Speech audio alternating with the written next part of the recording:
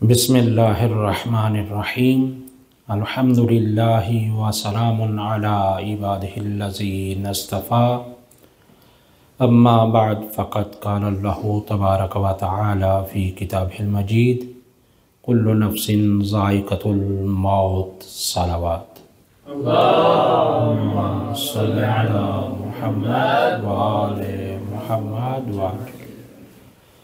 عزیزان، قبل اس کے کہ کچھ دیر آپ کی خدمت میں کچھ عرائض پیش بندہ ناچیز کے بھانجے سید فدا حسین ابن سید مظہر حسین نقوی یہ سورۃ الفاتحہ۔ عزیزان، آپ کی خدمت میں بہت ہی مشہور و معروف آیہ مجیدہ کی تلاوت کرنے کا شرف حاصل کیا گیا ہے، جس میں ارشاد رب العزت یہ ہو رہا ہے کل نفس ذائقۃ الموت، ہر نفس کو موت کا ذائقہ چکھنا ہے۔ اور موت ایک ایسا امر حقیقی ہے کہ جس کا کوئی بھی انکار نہیں کر سکتا، یہاں تک کہ آپ کو کوئی ایسا شخص نہیں ملے گا جو یہ کہے کہ جی میں نے فلاں بڑے مولانا صاحب کی تقریر سنی، مجتہد کی تقریر سنی، عالم کی تقریر سنی تو مجھے موت کا یقین ہوا۔ ایسا کہیں پر بھی آپ کو موقع نہیں ملے گا۔ یہ وجدانی چیز ہے، اندر سے آواز آتی ہے کہ جو بھی اس دنیا میں آیا ہے اسے موت آنے والی ہے۔ اور دیکھیے کل نفس ذائقۃ الموت، اور اس کا ایک ظاہری طور پر نتیجہ آپ ذہن میں محسوس کریں کہ مسئلہ کیا ہے۔ آنکھ وہی ہے لیکن دیکھتی نہیں، کان وہی ہیں لیکن سنتے نہیں، زبان وہی ہے لیکن بولتی نہیں، دماغ وہی ہے لیکن سوچتا نہیں، دل وہی ہے لیکن دھڑکتا نہیں۔ اس کی وجہ کیا ہے؟ اس کی وجہ ایک ہے، اور وہ یہ ہے کہ یہ سب کچھ تو ہے لیکن وہ نہیں ہے جس کا یہ سب کچھ تھا۔ یعنی جس کا یہ سب کچھ تھا وہی نہیں ہے، باقی سب کچھ وہی ہے، کچھ کم نہیں ہوا۔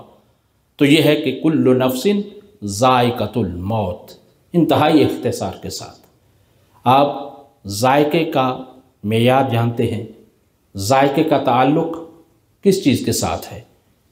ذائقہ ہمیشہ زبان سے چکھا جاتا ہے، ذائقے کا تعلق زبان کے ساتھ ہے۔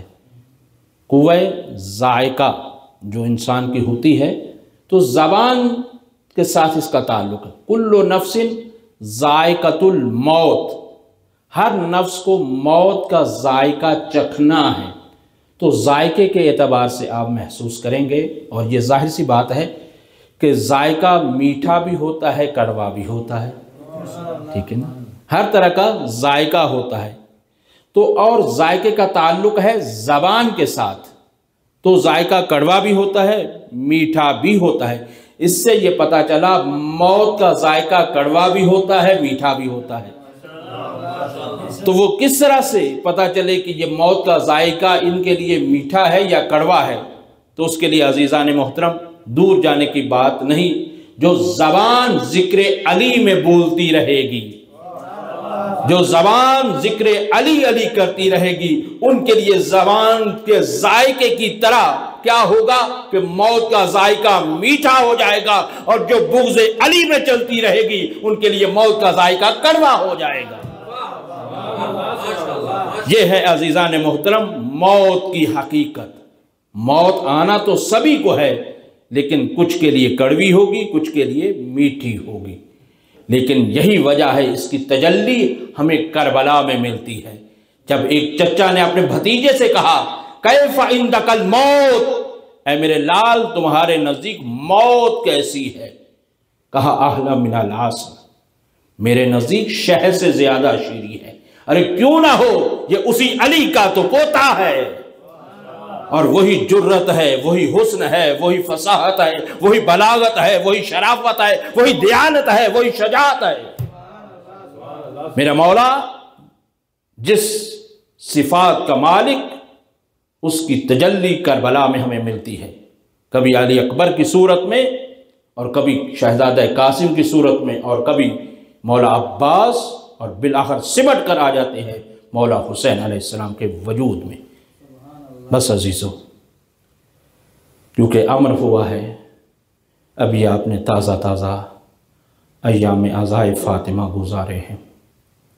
مجھے نہیں معلوم کہ موت کا ذکر تھا، ہر کوئی چاہتا ہے ظاہری طور پر اس دنیا میں جینا، لیکن بی بی فاطمہ الزہرا یہ کہتی ہوئی نظر آتی ہے، اللہم عجل وفاتی، اے پروردگار اب میں دنیا کے دکھوں سے تھک گئی ہوں، اے پروردگار اب مجھے موت دے دے۔ بی بی نے اپنا مرثیہ خود پڑھا ہے، کسی ذاکر کا مرثیہ نہیں ہے۔